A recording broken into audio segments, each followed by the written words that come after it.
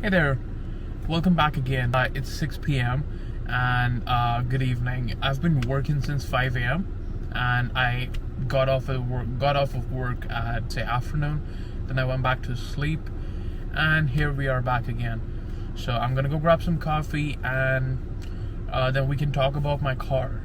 As an international student, how did I manage to get my license? What the procedure is, and how do I got my car?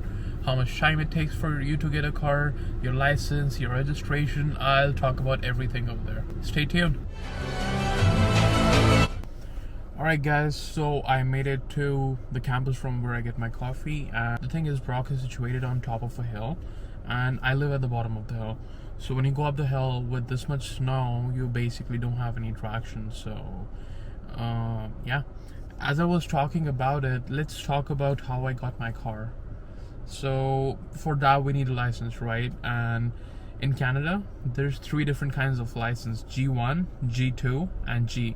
So G1, if we compare that to, so I'm assuming some of the viewers are from India, and so for example in India, how the way we have learner's license with which we can drive, but it needs you to have someone supervising you who already has had a license for some time. The same way, G1 license is a learner's license where you can drive, but you need someone supervising you who should be holding a full G license. G2 license, on the other hand, you are basically eligible to drive. It's just that you have restrictions to drive over the highways overnight, and when you have G2, you should not be having any alcohol in your system. G license, on the other hand, is a full license which gives you all freedoms to drive at any point of the day, and you can have some amount of alcohol. I'm not really sure.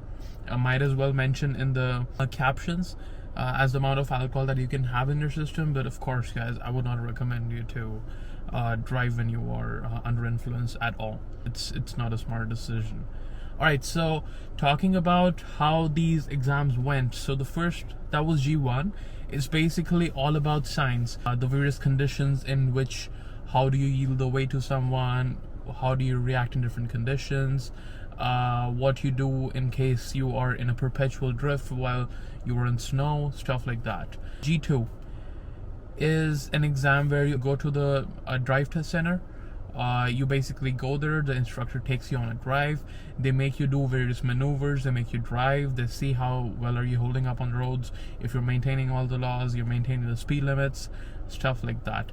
If you want, I can make a separate video on how the G2 road test went and the various kind of maneuvers they made me do in that. So if you want, please comment down below, I'll make a video on that. G license is a license test where they test your skills on the highway. So G license means you're an experienced driver who has experience for almost 8 months. After you get the G2 license, there's an 8-month waiting period. You have to wait for 8 months after G2 in order to apply for a G license, so that way you'll have some experience.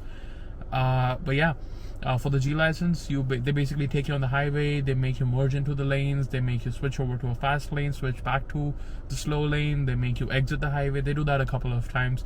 They also make you do some maneuvers. Again, if you want, I can make a whole separate video on the whole license stuff. Coming to buying the car. So it was 2020 and I was having a lot of trouble. So the bus system is okay, but at times there would be delays which would make me miss my lectures and stuff like that. So yeah, so with the help of my dad, I ended up buying my car, and this is my first car in Canada, the first car I've ever owned.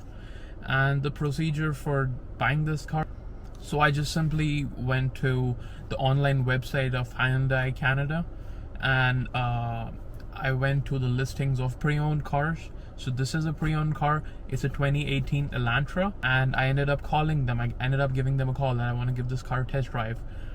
So the guy gives me a test drive appointment for the next day, because it was pandemic season. You could not do just walk-ins, there were appointments.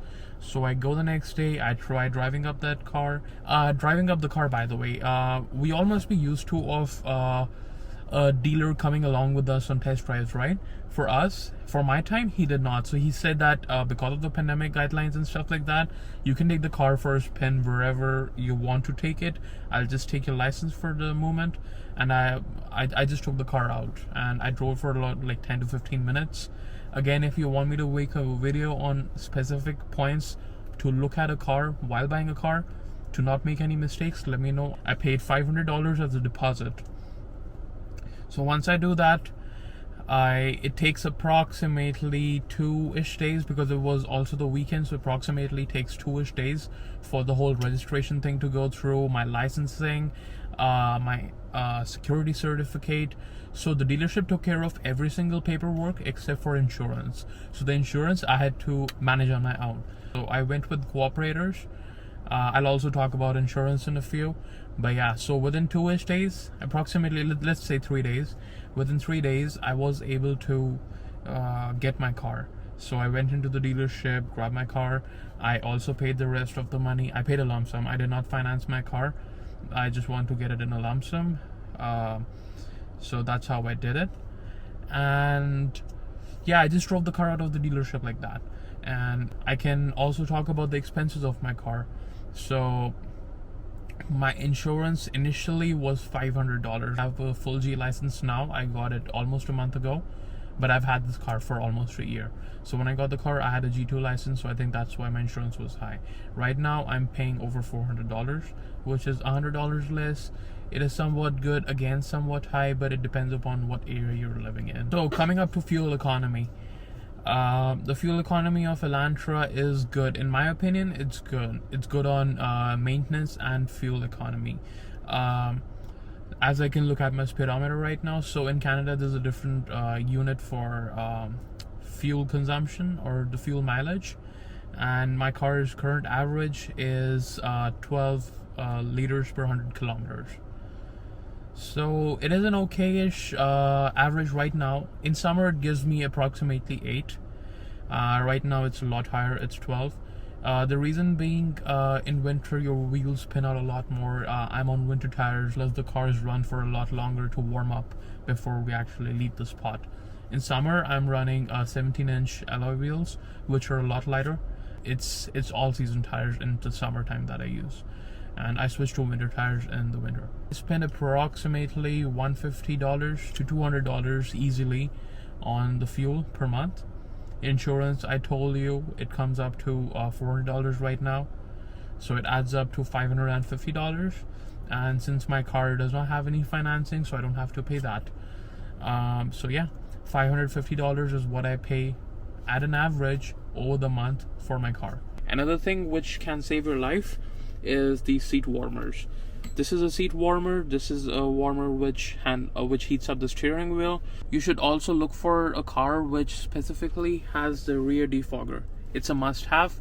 It's really needed because right now it's turned off, which is why there's snow accumulated on my car's rear windshield. But it is a must-have, guys.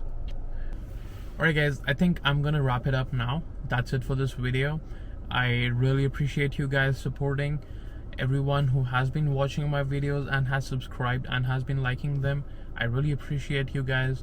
And all of those who have watched my videos, they like my content, please hit the subscribe button and like my videos. Your support means a lot to me. Have a good night. Take care. Bye.